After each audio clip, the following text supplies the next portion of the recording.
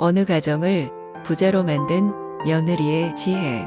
옛날 가난한 집으로 시집 온 며느리가 하루는 들판에 나가 집단을 면묶음 주어와 남편에게 식구 수대로 망태기를 삼아달라고 부탁했다. 식구는 시아버지, 시어머니, 남편과 자기, 그리고 두 시동생과 시누이 1명으로 총 7명이었다. 그래서 신랑은 다음날 그 집으로 망태기 7개를 삼아주었다. 그날 저녁 며느리는 가족들을 불러 모아 망태기를 하나씩 나누어 주면서 이런 부탁을 했다. 내일부터 누구든 나갈 때는 이 망태기를 들고 나가고 들어올 때는 부러진 나뭇가지도 좋고 떨어진 낙엽도 좋고 심지어 잡초나 돌멩이도 좋으니 꼭 이 망태기를 채워오라는 부탁을 했다. 가족들은 잡초나 돌멩이를 가져와도 좋다고 하니 그리 어려운 일이 아니라 생각하고 그러기로 약속했다. 다음 날 시아버지는 냇가에 버려진 찌꺼기들을 망태기에 가득 담아왔고 시어머니는 길가에 있는 잡초들을 잔뜩 뜯어왔고 남편은 빗동산에서 부러진 나뭇가지를 가득 주워왔고 자기는 들에가 민들레를 가득 뜯어왔고 그런 제안에 불만이 많았던 두 시동생은 한번 골탕 먹어보라는 듯 길에 차고 넘치는 잔돌들을 가득 담아왔고 시누이는 헝겊조각들을 주워왔다. 며느리는 약속을 지켜줘서 너무 고맙다면서 깍듯이 인사를 한 후 태울 수 있는 찌꺼기와 나뭇가지와 헝겊조각들은 부엌으로 가져가 땔감으로 쓰고 자기가 가지고 민들레는 다듬어 반찬을 하고 시어머니가 가져온 풀들은 앞마당에 쌓아 거름을 만들고 시동생들이 가져온 돌멩이는 뒷마당 구석에 모아놓았다. 그런 식으로 며칠이 지난 뒤 하루는 며느리가 들에 나가 벼이삭을 주워와 빻아서 쌀밥을 해 먹었다. 모처럼 쌀밥을 배부르게 먹은 식구들은 어차피 가져오는 것이라면 이렇게 뭔가 보탬이 되는 것을 가져오는 것이 좋겠다는 생각을 하게 되었다. 그 결과 다음날 시아버지는 수확이 끝난 여러 밭을 다니며 캐가고 남은 감자이삭을 주워왔고 남편은 산에 가서 떨어진 밤을 가득 주워왔고 자기는 산머루를 가득 따왔고 시동생들은 냇가에서 붕어를 가득 잡아왔고 시누이는 냉이를 가득 뜯어왔다. 그래서 그런 것들을 잘 다듬고 정리하여 상을 차리니 단번에 풍성한 식탁이 되었다. 풍성한 식탁에 신이 난 식구들은 갈수록 쓸 만한 것들을 가져오기 시작했다. 빗산을 가서 도라지를 캐오고 먼 강으로 나가 큰 물고기들을 잡아오고 논밭을 다니면서 버려진 벼이삭, 감자이삭, 고구마 줄기들을 주워왔다. 한편 며느리는 시동생들이 골탕 먹어보라며 며칠 동안 가져온 잔돌들을 뒷마당 구석에 쌓아올려 작은 성황단을 만들고 새벽마다 정화수 한 그릇을 떠놓고 가족들의 무사 안녕과 성공을 빌고 또 빌었다. 이를 지켜본 식구들은 며느리의 정성에 감동하여 그때부터 한 푼이라도 돈 되는 물건들을 가져오기 시작했다.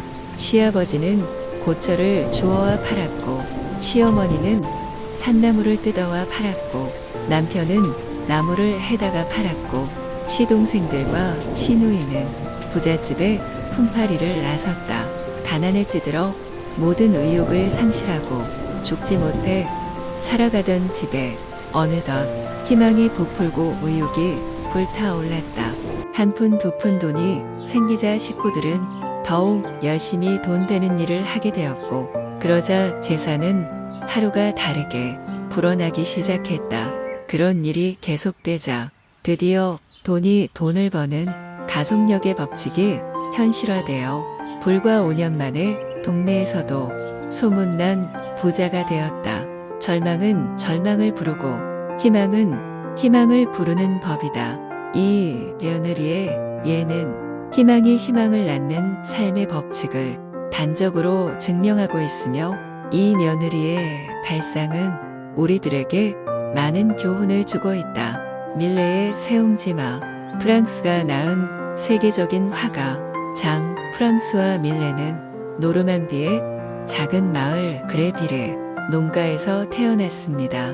가난했던 가정 형편으로 지붕에 구멍이 뚫린 집에서 자랐고 겨울에는 땔감도 없었습니다. 게다가 먹을 것도 제대로 챙겨 먹지 못해 건강도 극도로 나빴다고 합니다.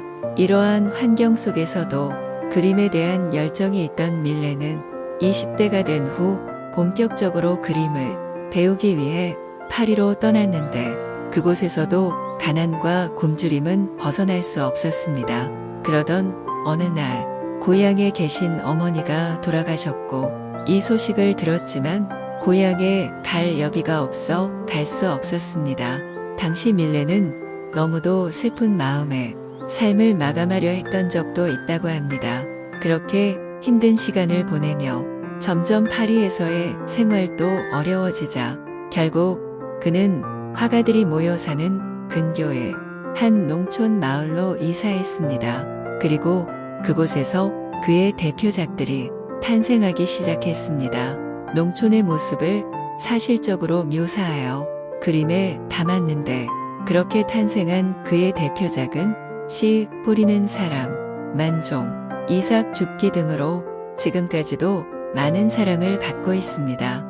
가난하지만 열심히 살아가는 사람들의 모습을 담은 밀레의 그림은 그의 삶 자체이자 가난이 만든 명작입니다. 농민들의 삶과 가난을 누구보다 잘 이해했던 밀레는 그가 겪은 역경을 그림으로 담아냈습니다.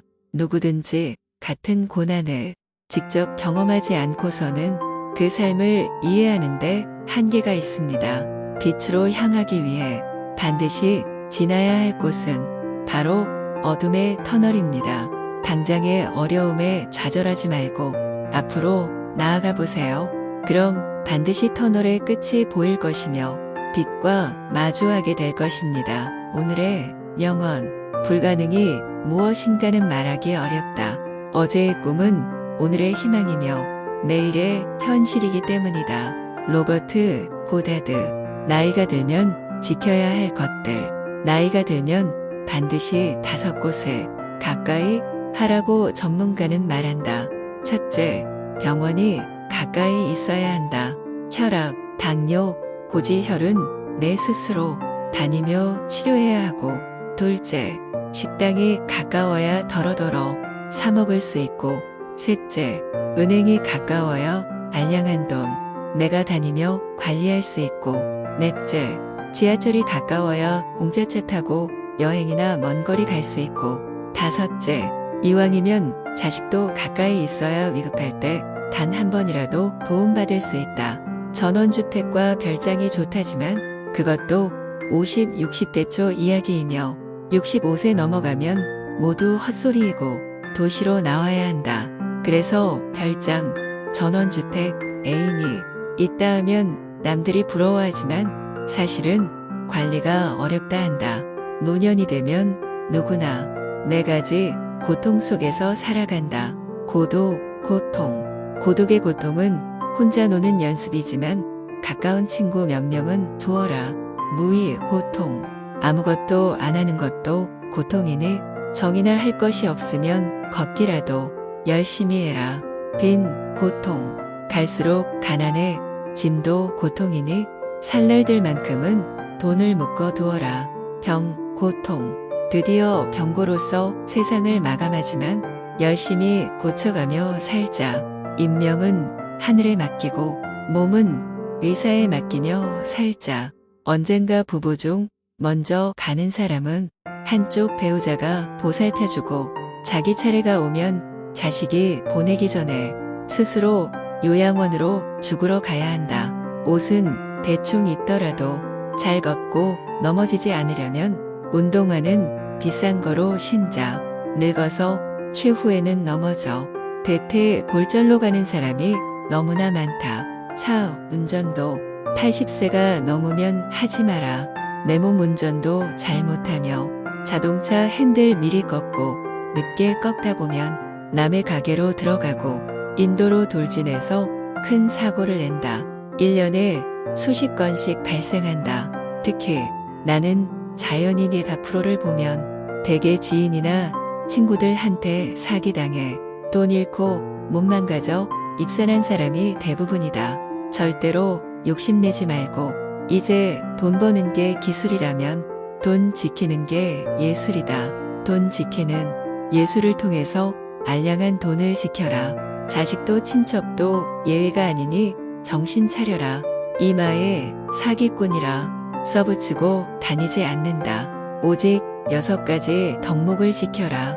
한 건 첫째 자신 건강, 2배 둘째 배우자 건강, 3제 셋째 재산 지키기, 4사 넷째 소일거리 1 그리고 걷기, 5 5째 친구 만나 수다 고민 식사와 농담을 하며 6 6째 취미로 골프, 당구, 요리, 서예, 그림 등을 배워라. 오늘날 세계 10위권의 경제선진국 대열로 이끈 우리 세대의 산업전사들이여 고생 많았고 참 수고하셨습니다. 위 글은 노년 전문가들의 제안이니 숙지에서 남은 생애를 건강하게 잘 살아 우리 시대의 애환을 추억하며 웃으면서 열심히 삽시다. 시청해 주셔서 감사합니다.